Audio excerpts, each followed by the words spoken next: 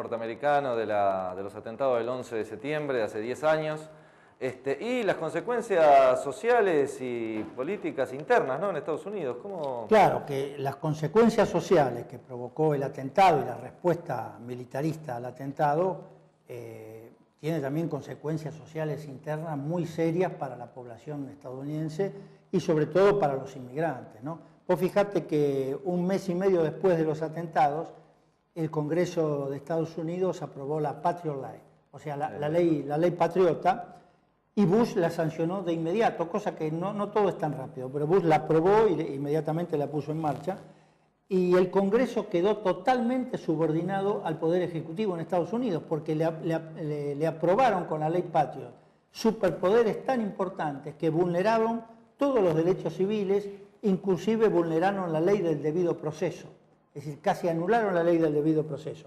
Eso es lo que le permitió, y le permite todavía, incluso bajo la administración Obama, detener gente por tiempo indefinido, alejado de su familia, mandarlo a centros muy lejanos de donde vivían, etc., ¿no? Especialmente inmigrantes e indocumentados. Pues fíjate que desde que se sancionó esa ley, o sea, principios del 2002, fines del 2001, hasta ahora el Servicio de Inmigración y de Aduana trasladó 2 millones de inmigrantes a lo que le llaman a centros remotos, es decir, centros logrados de su vivienda, alejados de imposibilidad de ver a su familia, le imponen una numerosa cantidad de barreras para que los abogados puedan ejercer su defensa, no le aceptan las pruebas que se presentan, etcétera, etcétera, ¿no? Y toda la sociedad americana de ese momento está sometido a un sistema, podríamos decir, de control permanente del Estado, de los aparatos del Estado, ¿no? Es como si fuera realmente un gran hermano, ya no un reality, sino forma parte, un reality, digamos, un reality de la situación, ¿no? Es decir, todo está sometido al control del Estado y cada vez más se impone lo que decía Van der Bellen, el estado de excepción. La excepcionalidad es una cosa cotidiana. El caso de Guantánamo, ¿no? Que está el caso de Guantánamo es el más extremo. Que además están sometidos a todas las posibilidades de vejaciones y torturas sistemáticas y sofisticadas, más modernas que se pueden hacer, pero además la mayoría de los detenidos después tuvieron que, no se les pudo probar vinculaciones con el terrorismo, no es que, o con las organizaciones supuestamente declaradas terroristas, no es que de los 500, no sé cuántos, 400 finalmente eran miembros de Al-Qaeda, no, la mayoría, creo que 11 o... De la misma manera que nunca se pudo probar que Saddam Hussein, que durante décadas fue aliado de Estados Unidos, tenía la bomba o tenía las cuestiones de energía nuclear que buscaban. Eso nunca se pudo probar. Si después de los atentados, la intervención militar de Estados Unidos en Afganistán se podía hasta llegar a justificar por el terrorismo, porque Al-Qaeda estaba ahí, etcétera, etcétera, en Irak no se puede justificar por nada, no hay razón de ser. Pero era...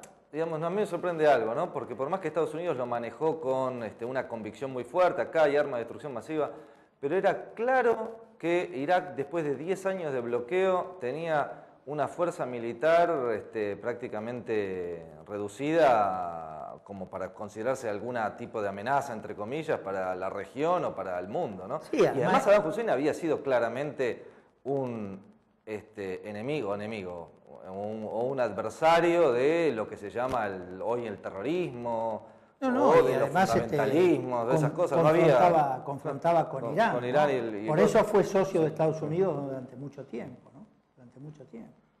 Ahora, fíjate, todo esto lo que ha causado es que a 3 años, prácticamente ahora, y en plena campaña para la reelección, Barack Obama, que era la esperanza negra que había surgido, etcétera, etcétera, la popularidad está en picada y la imagen de los Estados Unidos en el mundo es la más baja de toda su historia, ¿no? La invasión a Irak dejó, por otra parte, un profundo resentimiento en todos los países árabes. Parte de ese resentimiento se está expresando ahora en las rebeliones árabes, ¿no? Y además, con la intervención militar en Afganistán, lo que logró es que los talibanes se pasaran a Pakistán y ahora controlan toda una zona de Pakistán, ¿no? Sí. Es realmente una situación muy complicada. Vos fijate que en las Torres Gemelas, como tenemos ahí, se perdieron 3.000 vidas humanas. Pero en lo que va de la guerra en Irak y en Afganistán se perdieron 137.000 vidas de civiles iraquíes y murieron ya 6.000 soldados, norteamericanos. sin contar todos los soldados que vuelven a Estados Unidos mutilados, son 10 con veces serias más. deficiencias, que aparentemente es...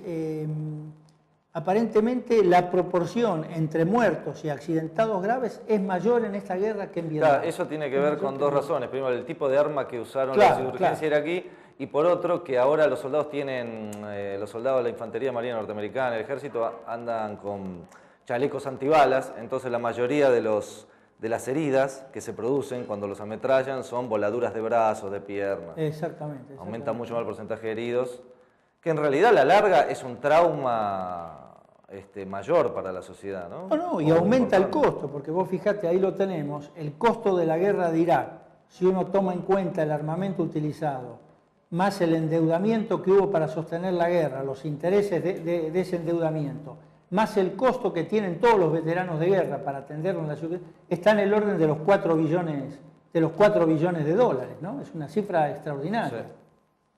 Inclusive con el fin de la Guerra Fría y del enfrentamiento entre el bloque capitalista y el bloque socialista, se suponía que la Guerra Fría, la carrera armamentista se había minorado, y efectivamente se había minorado mucho. Ahora, desde el atentado a las Torres Gemelas con la respuesta militar, el costo del nuevo armamentismo para Estados Unidos es de 20.000... ¿no? 4 billones de dólares. No, cuesta billones de dólares la guerra de Irak. 20 billones es el costo... de la carrera armamentista. Pero eso no se compensa en términos económicos directos, como el sentido común dice, bueno, fueron por el petróleo de Irak, pero el petróleo de Irak no han conseguido compensar estos 4 billones de dólares. Estaríamos pensando directamente que es la producción de armamento mediante, volviendo al tema del keynesianismo militar, ¿no?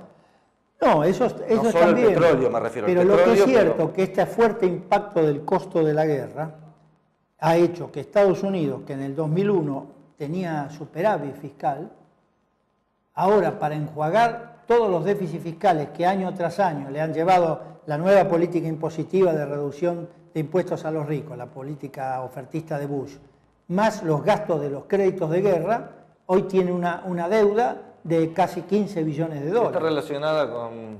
Está relacionado con todo eso, está muy relacionado con todo eso, ¿no? Y vos fijate que se complican las cosas, porque cuando en el momento de los atentados el costo del barril de petróleo, que en Estados Unidos es muy importante, era de 28 dólares y ahora ronda los 100 dólares con picos de 140.